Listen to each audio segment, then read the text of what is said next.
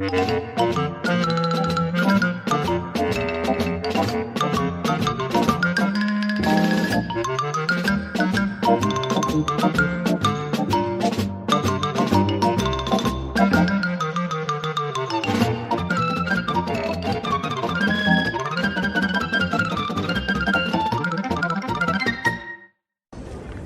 was a crisp Christmas Eve morning in Bristol. Children were out sledging in the distance, and everyone had gone to visit their relatives, so weren't at home, which is why no one is drawn here at all. However, one man was waiting inside his home, unaware of the adventures this day would bring. At number 46, Mr. Simon was fast asleep in bed. His phone had run out of battery, and his alarm was not going off. Mr. Simon had been up all night recreating a perfect replica of Salacious Crumb and was not likely to wake soon. The sound of two cats meowing awoke Mr. Simon. Realizing the time, he leapt out of bed and hurried downstairs. He quickly filled the cat bowl with food, but it was too late. The cats were angry. No amount of potatoes and squid was going to alleviate their frustration with him for the rest of the day. Rather than dwelling on this, Mr. Simon instead had work to do. Luckily, Mr. Warwick had offered to do the washing up today, so Mr. Simon left his home, leaving the cats to meow to themselves, and headed down the street. Mr. Simon had needed to collect a gift for his friend, a Mr. Young Lebanese man, and luckily they still had the perfect gift at the shop. Upon arriving back in the high street, Mr. Simon noticed something strange. There was a new shop. It had somehow sandwiched itself between a very foggy Greggs and a Tesco.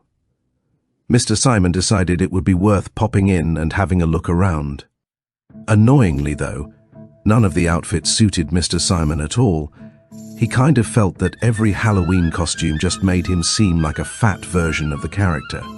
Fat Batman, fat Spider-Man, fat Smithy's bear costume, fat Welshman. Mr. Simon felt like he was beating himself down over this, but then, as if by magic, the shopkeeper appeared. Mr. Simon felt he recognized the old man from somewhere, but couldn't work out where. "This one will fit you perfectly, Mr. Dwarf," said the old man. The man's voice sounded as if he had been dragged out of a lake full of radioactive lava, but this AI voice can't do that impression. Mr. Simon took the costume, thanked the shopkeep, and headed into the dressing room. The costume was perfect. It was just some cat ears and a cat face mask, but it made Mr. Simon smile in the mirror. He looked as jolly as a Jingle cat. Mr. Simon noticed that the dressing room seemed to have another door in the back. Curious about what there could be inside, Mr. Simon decided to open it and walk through.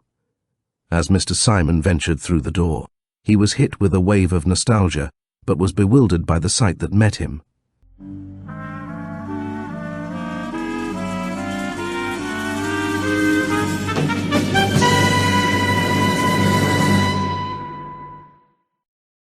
A village, tucked away in a small valley, nothing but an inn, a church, a blacksmith and a couple houses, one placed quite creepily on a hill, with a faint sound of hissing coming from it. A sign at the entrance read, "Welcome to Terror Vale." As Mr. Simon was debating on what to do in this unknown land, 3 cat-like people approached him, each looking a little miserable. The first, Miss Daisy, said she was sad about how they didn't have a Christmas tree for their village. Mr. Simon could tell she was a woman as she had a triangle where her crotch should be. The second, Reverend John, said he was sad as he didn't have any TNT for festivities, as he put it. Mr. Simon knew he was a reverend, as his body was in the shape of a crucifix. The third, Mr. Old, said he needed some alcohol to help him regain his confidence for a special event. Mr. Simon could tell he was old because his name was Mr. Old. Mr. Simon thought long and hard about how to achieve each of these problems, but realized the solutions were all within his skill set. For the tree, Mr. Simon squared up and, bam, punched a tree until it fell over.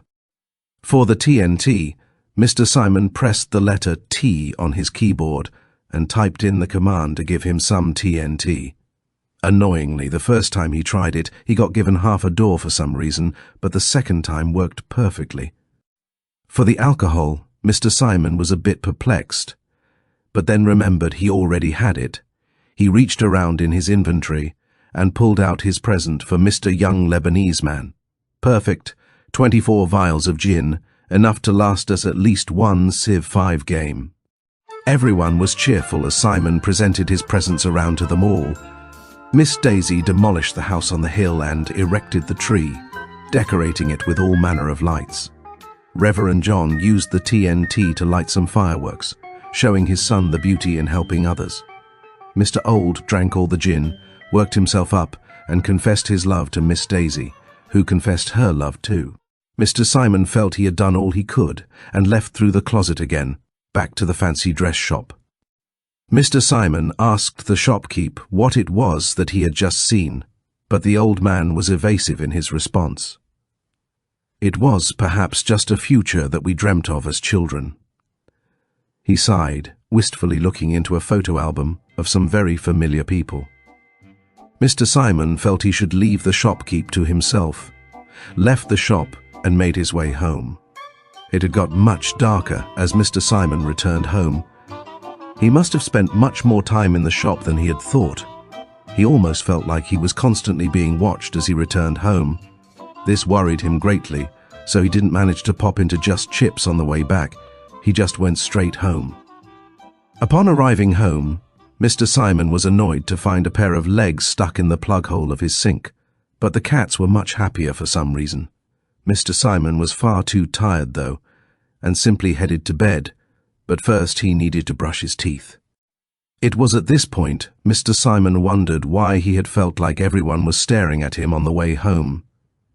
It was odd. People were almost pointing and laughing at times. It was all very strange.